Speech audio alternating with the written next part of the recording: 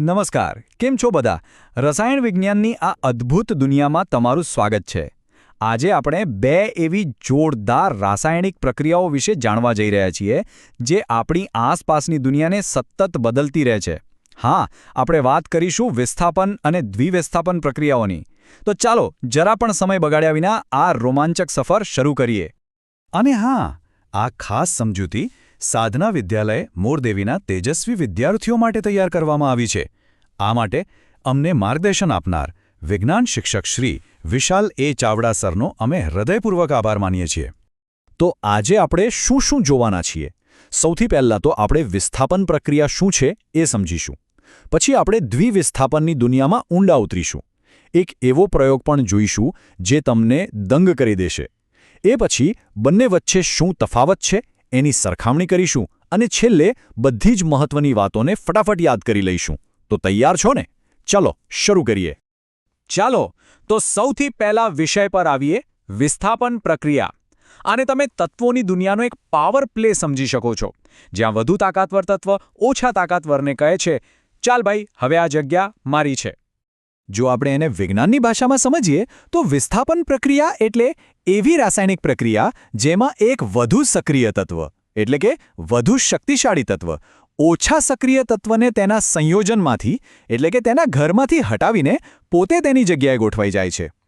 હવે કયું તત્વ કોને હટાવી શકે એનો આખો નિયમ સક્રિયતા શ્રેણી પર આધાર રાખે છે. એ જાણે કે તત્વોની તાકાતનું રેન્કિંગ લિસ્ટ છે.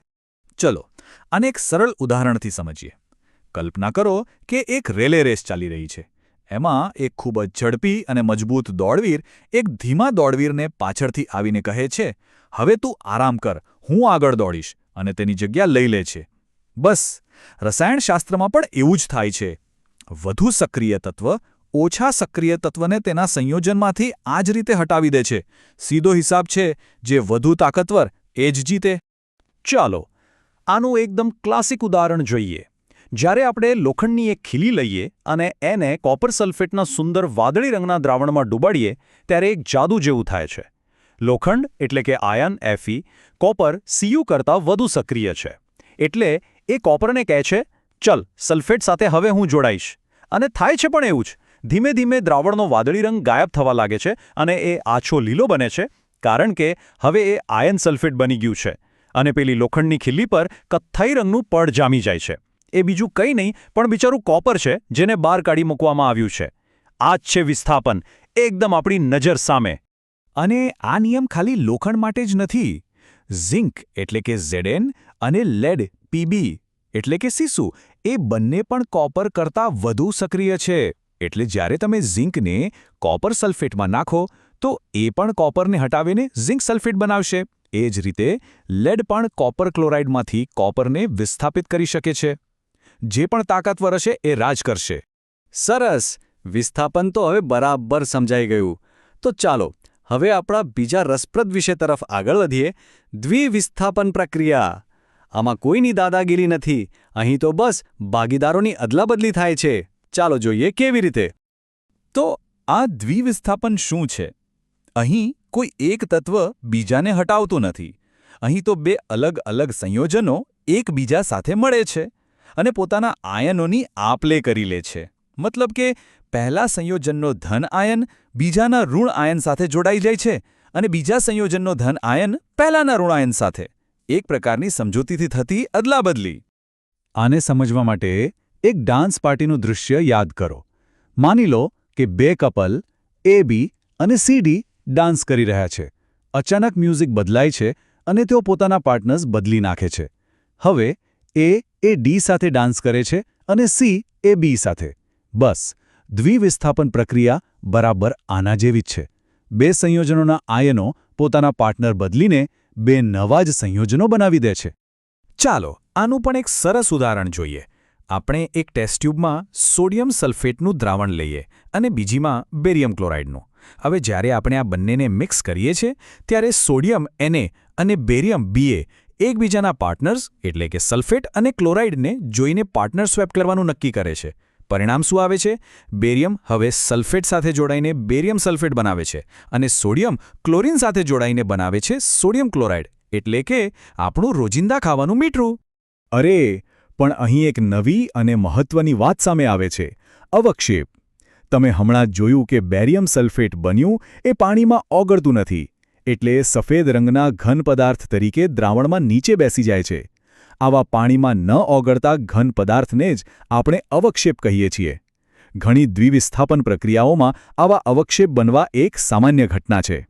અને આ પાર્ટનર સ્વોપ કરવાની રીત ઘણી જગ્યાએ જોવા મળે છે. જેમ કે સિલ્વર નાઇટ્રેટ અને સોડિયમ ક્લોરાઇડને મિક્સ કરો તો તરત જ સિલ્વર ક્લોરાઇડના દહીં જેવા સફેદ અવક્ષેપ બને છે. અને તમને જાણીને નવાઈ લાગશે કે જ્યારે કોઈ એસિડ અને બેઝ એકબીજા સાથે પ્રક્રિયા કરે છે, જેને આપણે તટસ્થીકરણ કહીએ છીએ, એ પણ એક પ્રકારની દ્વિવિસ્થાપન પ્રક્રિયા જ છે. એમાં પણ આયોનોની જ અદલાબદલી થાય છે. ચાલો, અત્યાર સુધી તો આપણે થિયરીની વાત કરી. હવે થોડાક પ્રેક્ટિકલ જાદુ માટે તૈયાર થઈ જાઓ. આપણે દ્વિવિસ્થાપનનું એક એવું જીવંત ઉદાહરણ જોવાના છીએ, જે જોઈને તમને મજા પડી જશે. હું તમને એક સવાલ પૂછું. શું એવું બની શકે કે આપણે બે એવા પ્રવાહી લઈએ જે દેખાવમાં બિલકુલ પાણી જેવા હોય, રંગહીન અને પારદર્શક, અને જેવી આપણે એ બંનેને ભેળવીએ કે તરત જ જાણે કોઈ જાદુથી એક ચમકતો પીળો રંગ પેદા થઈ જાય? શું લાગે છે તમને? તો જવાબ છે હા, બિલકુલ શક્ય છે.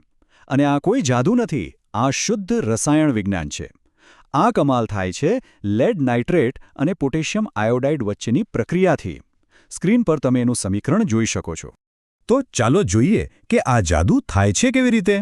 સ્ટેપ 1, આપણે લેડ નાઇટ્રેટનું પાણી જેવું રંગહીન દ્રાવણ લઈએ છીએ.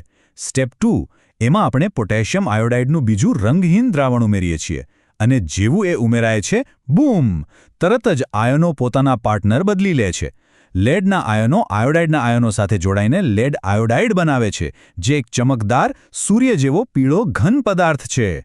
આ જ છે આપણો અદ્ભુત પીળો અવક્ષેપ. બહુ સરસ. આપણે બંને પ્રક્રિયાઓને ખૂબ સારી રીતે સમજી. પણ હવે ચાલો બંનેને એકદમ બાજુ-બાજુમાં મૂકીને સરખાવીએ, જેથી આપણા મગજમાં બધું એકદમ સ્પષ્ટ થઈ જાય. તો આ કોષ્ટક જુઓ, બધું એકદમ સાફ થઈ જશે. વિસ્થાપન પ્રક્રિયામાં શું થાય છે? એક વધુ તાકાતવર તત્વ એક નબળા તત્વને તેની જગ્યાએથી હટાવે છે. એમાં એક તત્વ અને એક સંયોજન ભાગ લેશે. આને આપણે મજબૂત ખેલાગીની દાદાગીરી કહી હતી. બીજી બાજુ દ્વિવિસ્થાપનમાં શું થાય છે? બે સંયોજનો વચ્ચે આયનોની આપ-લે થાય છે. અહીં બે સંયોજનો ભાગ લે છે. અને આને આપણે ડાન્સ પાર્ટનર્સની અદલાબદલી સાથે સરખાવ્યું હતું. બસ આટલું યાદ રાખો તો ક્યારેય ભૂલ નહીં પડે.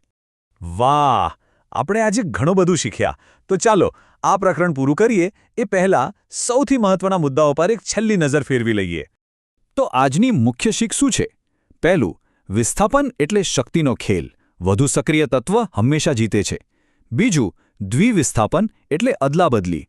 અહીં આયનોનો શાંતિપૂર્ણ વિનિમય થાય છે. ત્રીજું, અવક્ષેપ પર ધ્યાન આપો. એ દ્વિવિસ્થાપન પ્રક્રિયાની એક મોટી નિશાની છે. અને છેલ્લું, પદાર્થો એકબીજા સાથે કેવી રીતે વર્તે છે અને નવા પદાર્થો કેવી રીતે બનાવે છે તે સમજવા માટે આ બંને પ્રક્રિયાઓ પાયાનો પથ્થર છે. અને હવે હું તમને એક વિચાર સાથે છોડી જાઉં છું. હવે જ્યારે તમે સમજી ગયા છો કે તત્વો અને સંયોજનો કેવી રીતે જગ્યા બદલે છે અને પાર્ટનર સ્વોપ કરે છે, ત્યારે જરા તમારી આસપાસ નજર દોડાવો. વિચારો કે તમારા ઘરમાં, રસોડામાં કે પછી પ્રકૃતિમાં આ પ્રકારની શક્તિશાળી રાસાયણિક પ્રક્રિયાઓ બીજે ક્યાં થતી હશે? જો તમને આ સમજૂતી ગમી હોય અને કંઈક નવું શીખવા મળ્યું હોય તો અમારી આ ચેનલને લાઇક, શેર અને સબસ્ક્રાઇબ કરવાનું ભૂલતા નહીં. ફરી મળીશું એક નવા વિષય સાથે. તમારો ખૂબ ખૂબ આભાર.